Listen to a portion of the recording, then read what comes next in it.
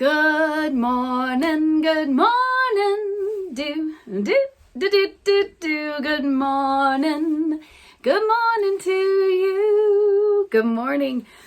Welcome to a chilly spring morning. It's so beautiful, all the blooming flowers, but I can still put on my down jacket. I love it.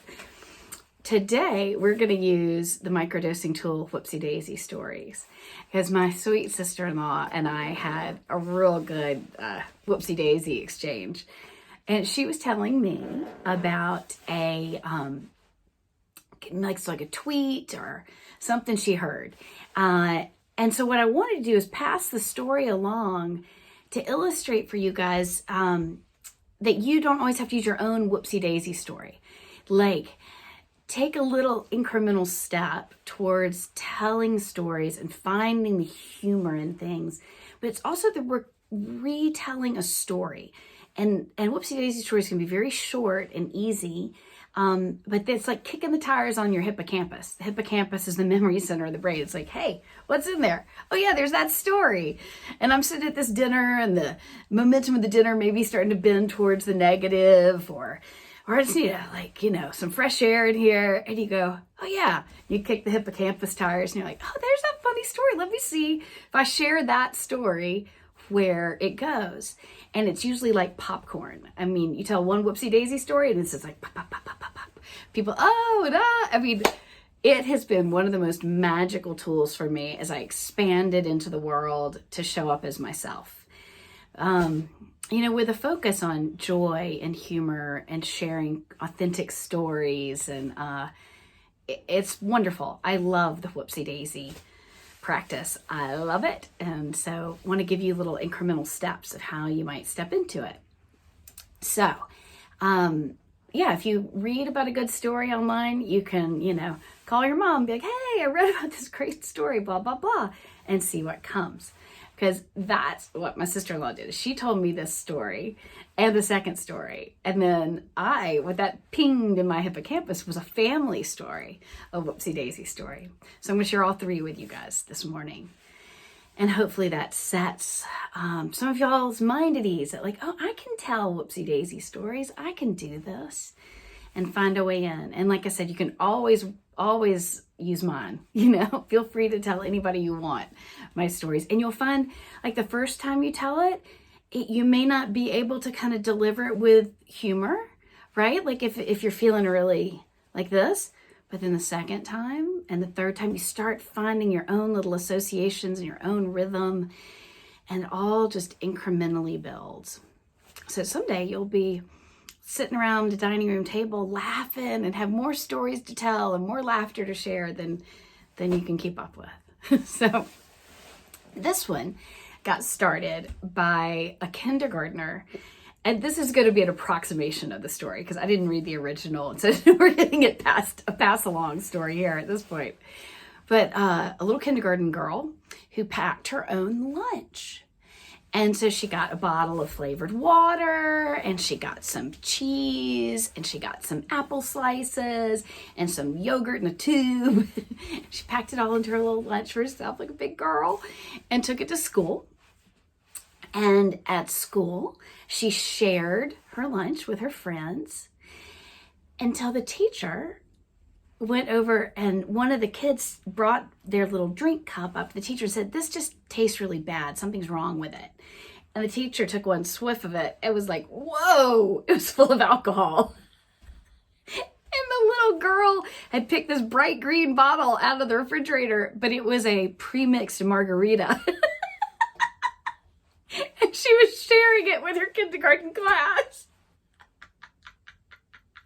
Whoopsie Daisy. And I mean, just imagine how that mom felt, I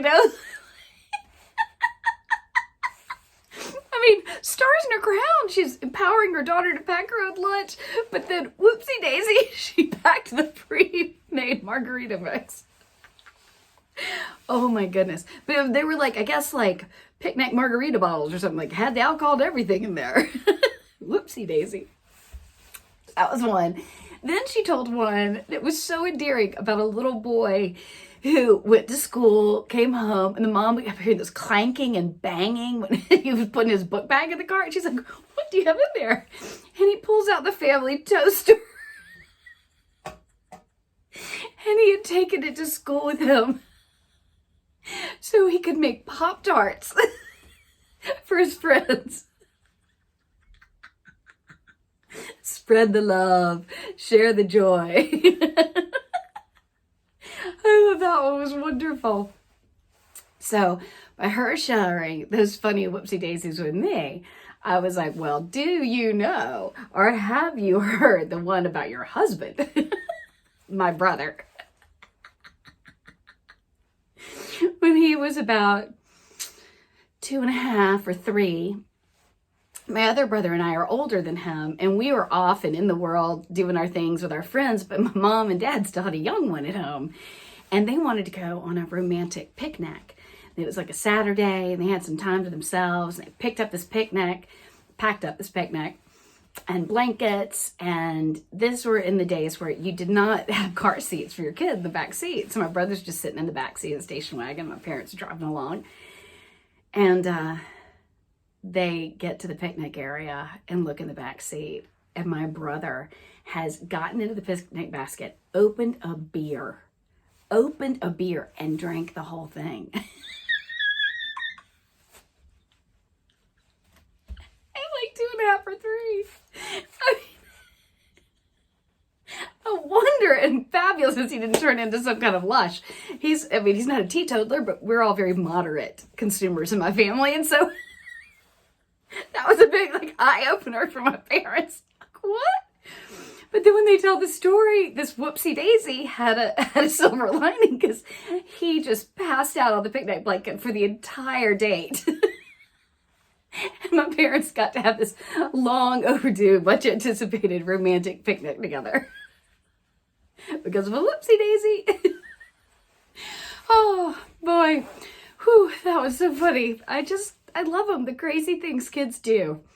And they roll with those Whoopsie Daisies, you know? Good modeling for us. All right, so with that intention to roll with the Whoopsie Daisies in our life, let's take 3 solidarity breaths.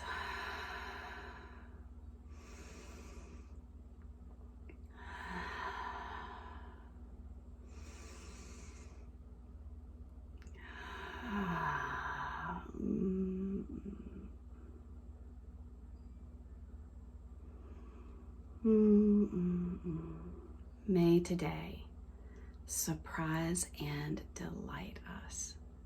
I look forward to seeing you tomorrow. Bye-bye.